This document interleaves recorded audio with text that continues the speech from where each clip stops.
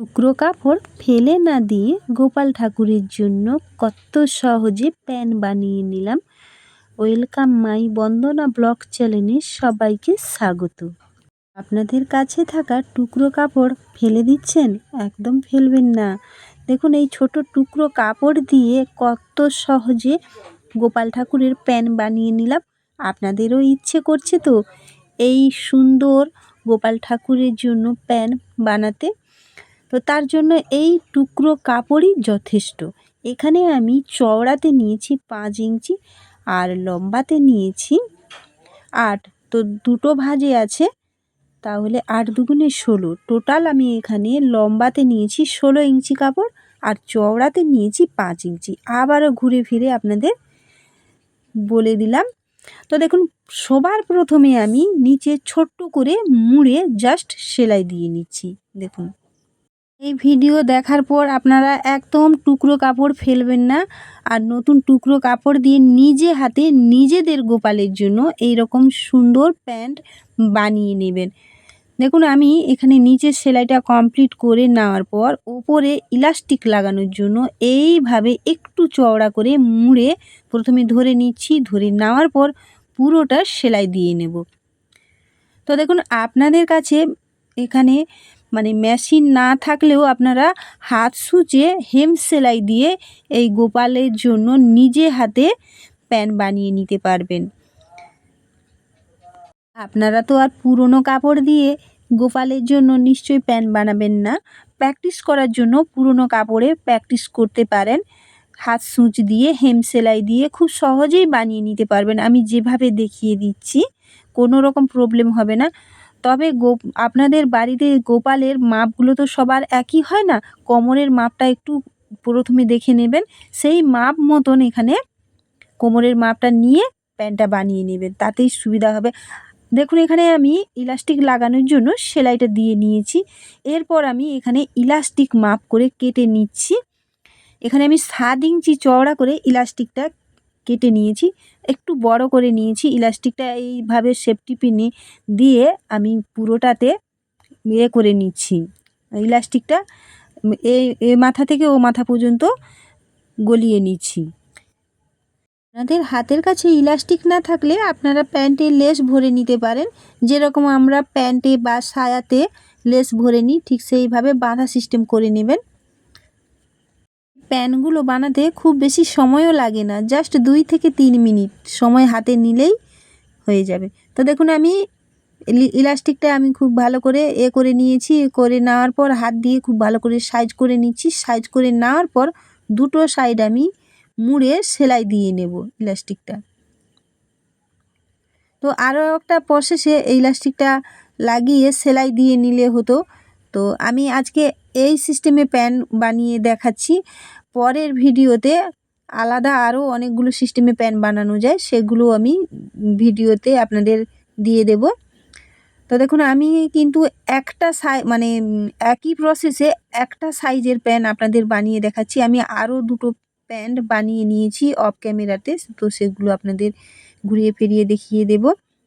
তো ওই যে একটু বাড়তি বা একটু কমতি এইভাবে কেটে নিলেই হয়ে যাবে মাপ করে। তো দেখুন আমি এখানে সাইজ করে নিয়েছি। এরপর এই কাপড়টিকে উল্টো দিকে ঘুরিয়ে সাইজ মতন সমান করে ধরে পুরোটা আমি সেলাই দিয়ে নেব, খোলা রাখবো না। এইভাবে আমি ধরলাম, ধরে খুব সুন্দর করে সেলাইটা দিয়ে নিচ্ছি। আপনাদের বাড়িতে শাড়ির অনেক ব্লাউজ পিস সুন্দর সুন্দর থেকে গেছে, সেগুলো হয়তো আর ব্লাউজ বানানোর কোনো ইচ্ছে নেই বা বানাবেন না এরকম ধরে নিয়েছেন, তো সেই কাপড় থেকে কিন্তু অনেকগুলো প্যান্ট বানিয়ে নিতে পারেন। প্যান্ট জামা তো আমি আজকে প্যান্ট বানিয়ে দেখাচ্ছি, পরে পরে কিন্তু জামা বানিয়েও আপনাদের দেখাবো। অনেকগুলো করে বানিয়ে নিতে পারবেন। আর নতুন কাপড় আর নিজে হাতে বানানোর একটা মজাই আলাদা।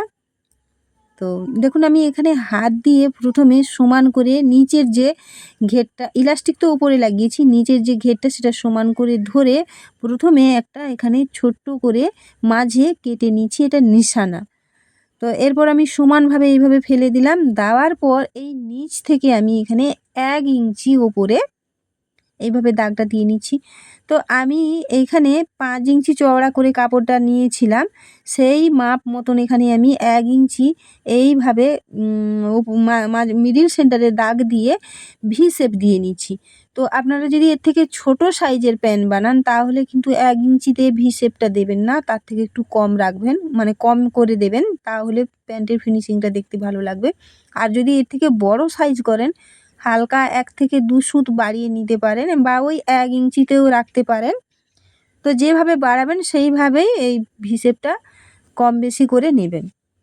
তো দেখুন আমি এখানে ওই যে ভি শেপটা দিয়েছিলাম সে ওই শেপ মানে দাগে দাগে সেলাইটা দিয়ে দেওয়ার পর এখানে কোনা করে আমি এক্সট্রা যে বাড়তি কাপড় সেটা কাটিং করে বাদ দিয়ে দেওয়ার পর মানে মিডিলে ছোট্ট করে একটু কাটস লাগিয়ে দিয়েছি, কিন্তু এই যে কাটসটা দিয়েছি সেলাইয়ের উপর যাতে না পড়ে সেদিকে খেয়াল রেখে আমি কাটসটা দিয়েছি। তো দেখুন আমি প্যান্টটা রেডি করে নিয়েছি, রেডি করে নেওয়ার পর হাত দিয়ে একটু সাইজ করে নিচ্ছি। সাইজ করে নেওয়ার পর আপনাদের দেখিয়ে দিচ্ছি ঘুরিয়ে ফিরিয়ে, দেখুন কেমন লাগছে, আপনারা দেখেই অবশ্যই বুঝতে পারছেন। তো এরকম এটা একটা সাইজে আমি বানিয়েছি। তো এর থেকে আমি আরও 1 ইঞ্চি বেশি রেখে মানে ওই চওড়াতে যেখানে আমি নিয়েছি 5 ওখানে রেখেছি ওটা 6, হিসেবটা আপনাদের বলে দিচ্ছি। আর এখানে আমি যেমন মানে ঘেরটা যেমন নিয়েছি, ঘেরের জন্য 16 নিয়েছি, সেখানে 1 ইঞ্চি আমি বাড়তি করেছি, বেশি বাড়তি করিনি। তো আর একটা যে আমি বানিয়েছি মানে 3টে বানিয়েছি, পরপর দেখিয়ে দিচ্ছি আপনাদের, বলে এখন মানে না দেখিয়ে বলে দিচ্ছি, কিন্তু এখানে তার পরপর আপনাদের সাজিয়ে দেখিয়ে দেবো 3টে প্যান্ট। এই যে দেখুন এখানে এই যে এই হলুদটা এটা একটু বড় করেছি, আর যেটা বানিয়ে দেখিয়েছি সেটা 1 ইঞ্চি এর থেকে কম। আর আরেকটা যে এটা দেখুন এটা একটু ঢিলা ঢালা টাইপের, মানে যে আমরা যেরকম বারমুন্ডা টাইপের পরি সেরকম ছোট, এটা একদম ছোট সাইজ করেছি। তো এটা কিন্তু 1.5 ইঞ্চি থেকেও চওড়াতে আরও কম আমি রেখেছি। তো 3টে সাইজে আমি এখানে কিন্তু প্যান্ট বানিয়েছি, বানানোর প্রসেস একই। তো একটা আপনাদের জাস্ট আমি বানিয়ে দেখালাম, ঘুরিয়ে ফিরিয়ে প্যান্টগুলো দেখিয়ে দিচ্ছি। আপনারা অবশ্যই কিন্তু মেশিনে না সেলাই করে হাত সূচে সেলাই করে নিতে পারেন, এইভাবে মাপ করে কেটে, তাতেও কিন্তু খুব সুন্দর ফিনিশিং, লাস্টিংও খুব সুন্দর হবে। আর নিজে হাতে বানানোর একটা মজাই আনন্দ আলাদা, যে আমি আমার গোপালের জন্য বানাচ্ছি, এই যে একটা ভক্তি বা মনের ইচ্ছে বা ভালোবাসা, ভালো লাগা, ওই জায়গা থেকে আপনি বানিয়ে নিতে পারবেন। গোপালের প্যান্ট বানানো কমপ্লিট। তো আজকের ভিডিওটি আপনাদের কেমন লাগলো সুন্দর কমেন্টের মাধ্যমে আপনাদের মতামত জানাবেন। ভালো লাগলে লাইক কমেন্ট শেয়ার করে দেওয়ার অনুরোধ থাকলো। আপনাদের দেওয়া একটা লাইক একটা শেয়ার আমার কাছে অনেক গুরুত্বপূর্ণ। আপনারা সকলে খুব ভালো থাকবেন, সুস্থ থাকবেন। আবারও দেখা হবে অন্য কোনো নতুন ব্লগ ভিডিও বা সেলাইয়ের ভিডিওর সাথে।